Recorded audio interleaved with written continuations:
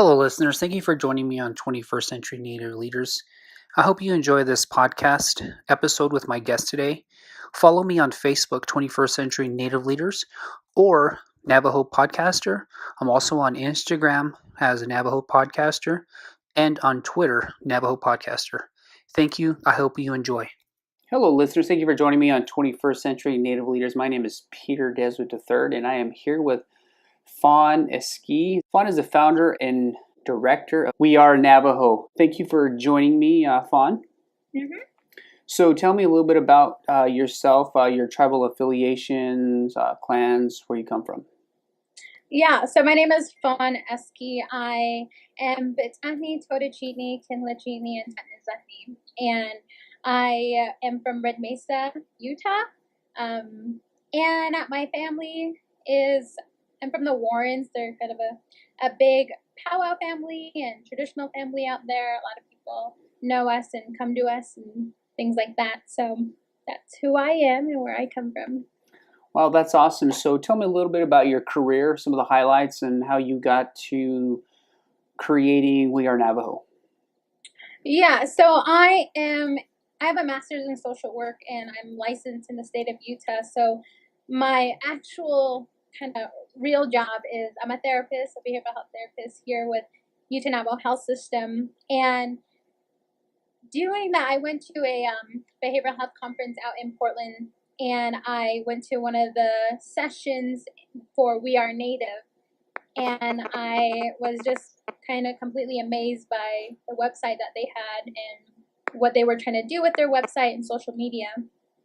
And I lived away from the reservation for about 10 years on and off, and so when I came back, I was kind of looking for a resource hub.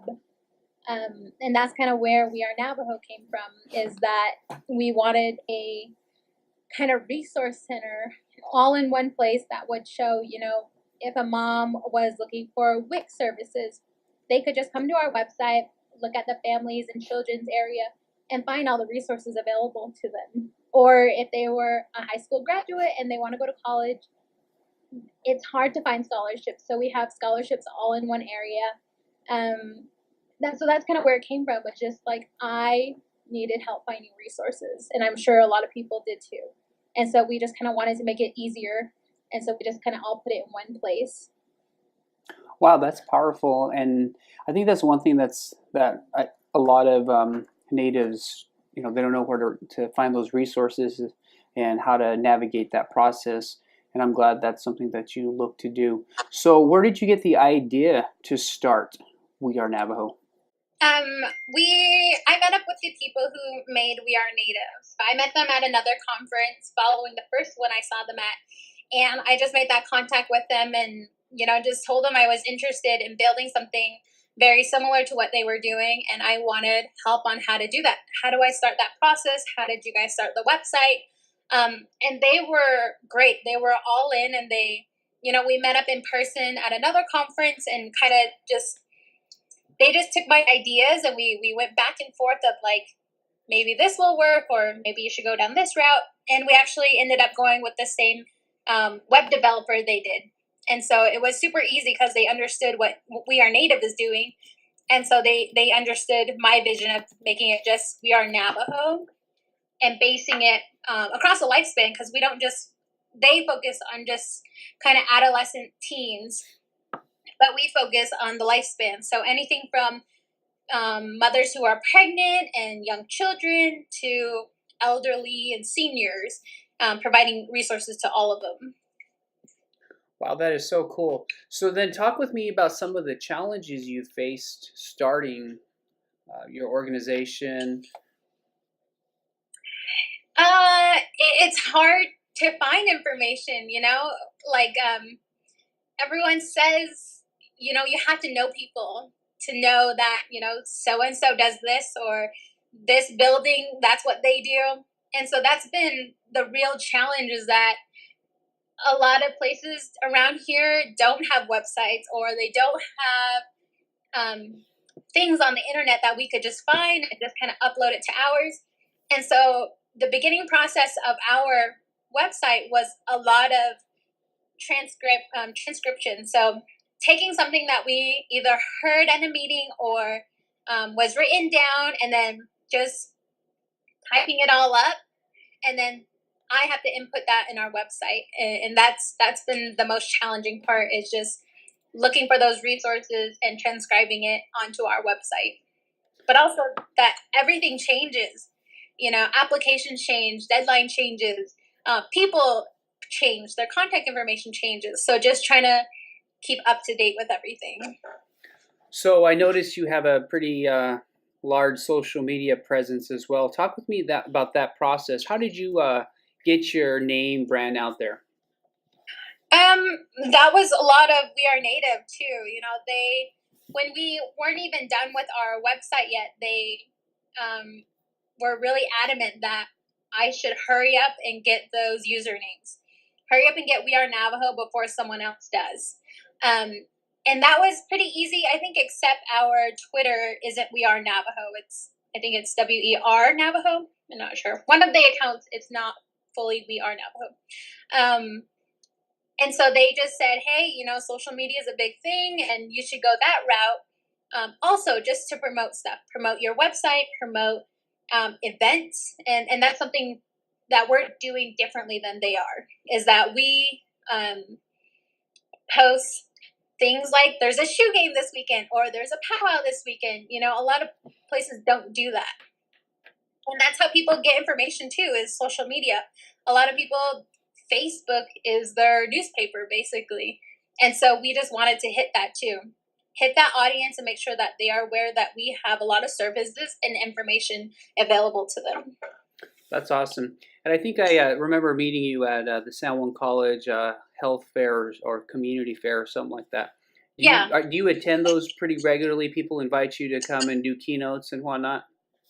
We do get invited to a lot of kind of like that health fairs or tabling at kind of arts and crafts stuff or at schools. We get asked to table a lot. It's hard because I am still just kind of a one-woman team. And like I said, this really wasn't part of my job. And in addition, it has become part of my job.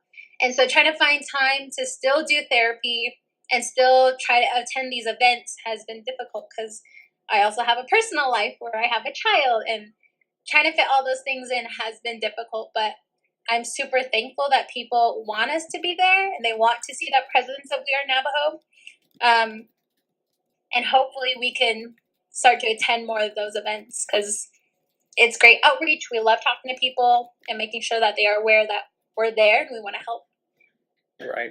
That's so true. So how do you balance different roles? I know, I do I have a podcast, I blog, I'm a high school principal, I have a business as well. How do you manage those different roles? I coach my daughter's basketball team, and you just mentioned a couple of them. How do you prioritize what's important?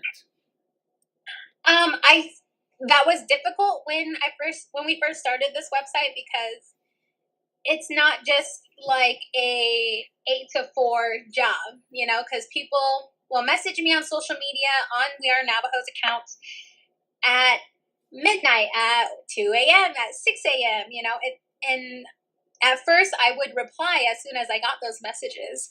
But I had to slowly transition myself to know that I have to have boundaries too. Just like in my personal career, I have to have boundaries of, I have to be able to say no to things and be able to put myself first and do some self-care and make sure that I'm, okay. So I can do my best at my job and We Are Navajo. So just taking priority of myself and making sure that I am taking the right amount of time doing these jobs. So part of that was changing my schedule. So I do therapy on certain days, and then I do We Are Navajo on certain days. And I try to focus just on those things. Then when I get home from work, it's really trying to cut off from work and from We Are Navajo and just focusing on my kid and my life at home. So whenever you look at social media, what are some of the growing pains you've noticed as far as, you mentioned a little bit of it, but as far as targeting people and who you're looking at, your audience and stuff like that, how did you go through that process? I think it's still is such a challenge because, like I said, we cover all demographics. We try not to just stick to Navajo. We do branch out to other Native groups, and we try not to just focus on teen stuff or just adult stuff or just powwow stuff. Just trying to keep up with everything. It has been a super challenging place to be in, is because a lot of people are doing a lot of great things, and just trying to stay updated with those things and trying to put it out in a timely manner, because a lot of these things we find out super last minute, and it's a challenge for me to try to put that on the website and then try to put it on social media. And some people have feedback, and that's been hard. That's true. Like I know when I first started the podcast and building a following, I know people would like comment like, "Well, who are you to say this? Who are you to say these people are leaders?" And I'm like, "Well, you know, influencers, whatever you call them, but you look at that and there's always criticism. How do you deal with that?" I think not posting what I am thinking right then and there, taking time to be like, okay, I'll think about my response and then I'll do it till tomorrow, and not do it right then and there when I am heated and I'm hurt and I'm angry at whatever my response is. Or just, explaining to them why I put it up there or why I agree with this or whatever the situation is. Right. I think that's kind of important too, like especially whenever you take a stance, because it's like your name is behind We Are Navajo, right? Not really, and that's why I was kind of hesitant to do this interview, is because it is still kind of anonymous to who actually runs it. And a lot of people do know it's me, but that's mostly because the work environment, everybody knows around here, like Pfawnn does the We Are Navajo stuff, so send Pfawnn your We Are Navajo stuff. But outside of here, not very many people know it's me. So, yeah, that's what I was going to text you about, is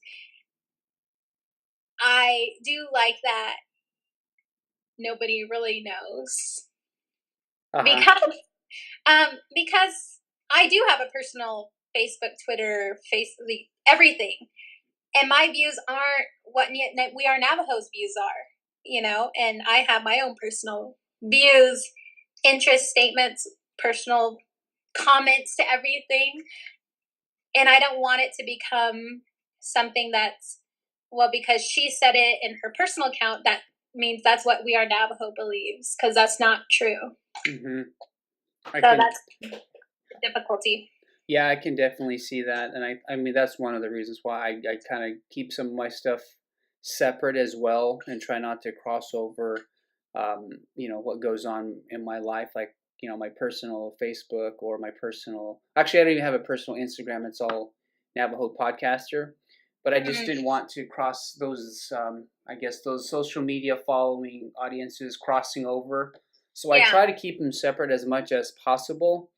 But I mean, sometimes it's just like after a while, people just know that it's you, that you're the one that's behind the whole thing. But I think that's the power though of social media, is that I talk with my wife about this. I'm like, people see you out there as someone that has a voice, and people, people want people to follow, right? People they look up to people that are educated. They look at people that have created and put their neck out there to create something like that We Are Navajo, which is that's a platform that you have that's pretty powerful. So whenever you look at that, right, as far as what you do with We Are Navajo, what would you say your core competency is for the community? What is your platform?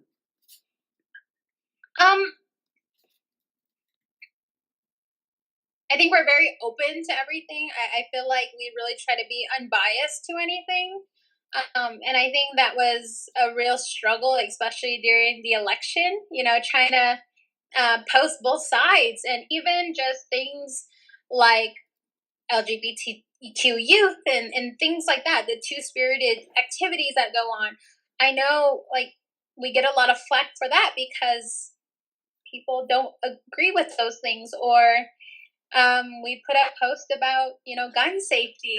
Like a lot of these political views, we try to stay unbiased and try to just be open to everybody's views and not shut down anything. And I really try to keep it that way, is that, we're open to everything and everybody's views. And I think that's the main thing, is that we really are just here to help people. Mm-hmm. And that's always important. I like that. So, are you a nonprofit organization, or is it We Are Navajo? Talk with me about that process, because I've had people ask me about how they, how do you get to become, a nonprofit organization? Talk with me about that. I wish I had our CFO here, because he did a lot of kind of that groundwork. Because I didn't know anything about that process when we got started, and I kind of just left it all to him to figure out, how does this work? Because it is grant funded to a certain extent, and we don't take any sort of payments or anything. Like, we have our merchandise shop, and all of those proceeds go back to community events, or they go back to maintaining our website. None of it is for wages or anything like that. And I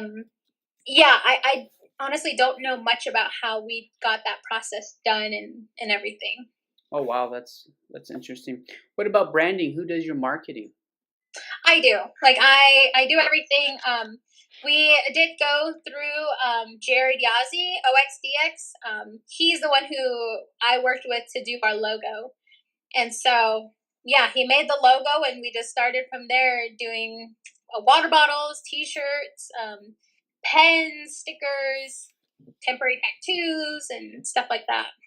Wow, that's cool. So, going a little bit more deeper into the health and the mental health, like talk with me a little bit about mental health and what's going on in the Navajo Nation. It's a struggle. Everybody's struggling, and I think it's pretty understandable, because a lot of people, we are all traumatized. The situations everyone lives in, and kind of the lack of opportunity that we have on the reservation. People, a lot of these kids are either living not with their parents, or their parents have unfortunately passed away from whatever circumstance. So a lot of people are either living with grandparents, or there's way too many people in one home. I know of situations where there's 20 people in a 3-bedroom home, and majority of those people are unemployed. Unemployment is super high, and that unfortunately is a reason why a lot of people are depressed, why a lot of kids are neglected, and why a lot of people go to alcoholism or substance abuse or suicidal thoughts and actions. That's a whole other day of talking. It's a lot. Yeah, it's hard to talk about mental health on the reservation, because it's a lot. It's a lot to talk about, and a lot of people's situations are very similar to others. And I always tell the kids I work with at high schools is that, I wish you didn't, not that I wish, but I wish they could understand that they are not alone in their situation. A lot of their friends are probably going through the exact same thing, because a lot of kids, or even just a lot of adults or whoever, people I talk to, they think that their struggle is them, and they're the only people in the world that are struggling with that. And that's not true. A lot of people are dealing with the same thing, feeling hopeless and feeling desperate to work, but they can't, whether that's because they don't have transportation, or they don't have the money to even make it to wherever, Farmington, Cortez, to go to work. There's a lot of different barriers that people face, even just to do simple tasks. But I'm hopeful for people who do seek out help, like people who come to therapy or seek some sort of self-help and self-love. whether Mm-hmm. that's going to a sweat lodge or going to a powwow or just running every day or coming to therapy every week. I'm hopeful that people are doing that, and I know people are doing that. A lot of the contests that we do is to raise that awareness that people are doing great things in their lives to make them feel better, because a lot of us are struggling with some sort of mental illness. That's true. I like that. So, like you talked a little bit about historical trauma a bit. Where do you think it stems from? Oh man, that's a loaded question. Well, in your professional opinion. It's a loaded question. We could go back to boarding schools. We could go back to the Navajo Long Walk. We could go back to even a couple of years ago. With just the change in our everyday lives. Things aren't the same as they were when I was a kid. Things are way more expensive. Grandparents are traumatized from the long walk, whether they experienced it or not. It's in our blood. But also, what we try to focus on We Are Navajo is that, yeah, unfortunately, that's in our blood. The trauma is in our blood. It's in our bodies. But also, resiliency is, hopefulness is, determination is, strength is. Even though all these bad things happen in the past and continue to happen every day, there's still hope to end that. There's still hope that every day we can all come out a stronger person. We don't have to focus on that. But in that process is processing. You have to process how you felt about those situations and get through all those feelings to come out to be stronger or healthier. Well, I think that's really important. So, whenever you do your work, how important is, or do you utilize talking circles, restorative justice? That's hard because a lot of places it's very small communities. Everybody knows each other. And that makes it difficult. I understand why a lot of people don't come to therapy on reservation, because we all know each other. Either we're all related or we know so-and-so's family. And there is that fear of what I tell you is going to get out. Professionally, I try to explain to people in therapy that, there's this confidentiality and there's this privacy, that I can't say anything about what goes on in this room, and try to give them that comfort. And I know that's hard for people to understand. But that's the issue with groups and, like you said, talking circles, stuff like that, is that everybody knows each other, and it makes it very difficult for people to want to be honest about what they're going through. So, we've tried to do LGBTQ groups. We've tried to do substance use groups, things like that, but there's very low attendance, and I understand why. I get it. Like, if I was dealing with something and I knew my neighbor was coming over in that same group, I probably wouldn't want to tell them either. But I take my hat off to the people who do, because even though we have low numbers, there are still people who do show up and who do. I think it's powerful when they get in a group, because they can realize that, I'm not alone in this situation. So-and-so feels the same way, and we can all get through this together. But yeah, we have very low attendance, but there are still people who come. That's good, and I think that's one of probably the hardest steps to any recovery, is admitting that you have an issue. Am I correct? Or a problem? Right. So, whether that's substance issues or just even saying I have depression or I have thoughts of dying, even just I'm sad every day. Like, that's hard for a lot of people to admit to. Yeah. So do you find any like conflicting views as far as like mental health from like the Western perspective versus the Native perspective on mental health? Like, talk to me a little bit about that. Yeah, definitely. There are definitely times when I'm like, if I lived in Vegas, I wouldn't have to deal with this situation. Being on Navajo land, and being Native American, it's been definitely a challenge to try to stay I'm a therapist and that's what I am, versus I'm a Navajo woman and I'm a therapist and that's who I am. Because traditionally, like you asked me, what are my clans? Where am I from? In a professional level, if I was in Vegas or wherever, I would never have to tell you what my lineage is, what my blood is. I wouldn't have to tell you who my grandparents are, where I live, um, what makes me who I am. And that's been a struggle because in therapy, you try to keep yourself out of it. You try not to disclose too much about you because that could change the dynamics in the relationship. And so that's been a real struggle because a lot of people do ask, who's your mom, who's your family, and what's your clan? And I really try to keep that boundary of I don't feel comfortable with that because I know that could change a relationship just because people will know too much, kind of thing. Mm-hmm. Yeah, that's interesting. So how do you mediate that, knowing that you do have your culture and like your profession? It's just a situation to situation. Sometimes I'll just, if it's a nice old grandma, and I just say, yeah, this is my clan, this is who I am. If I know that it'll build that rapport, if I know that it'll build that relationship, I'll give in and say who I am. If I know maybe they're just being a little nosy, or if I know that it'll affect our relationship in a negative way, then I won't. I'll just say, why is that so important to you? Or, what does me telling you this, have to do with your treatment? What does this have to do with your outcome?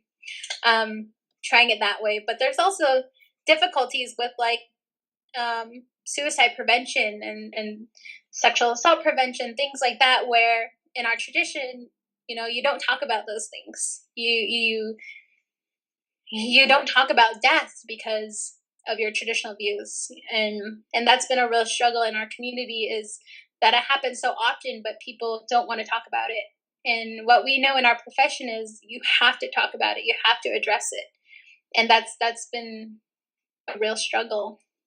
Yeah, I can definitely see that. I mean, it's, being a high school principal, sometimes I run into that as far as like confidentiality, the HIPAA and FERPA, some of those federal guidelines. But I can definitely see that boundary and that barrier that is created.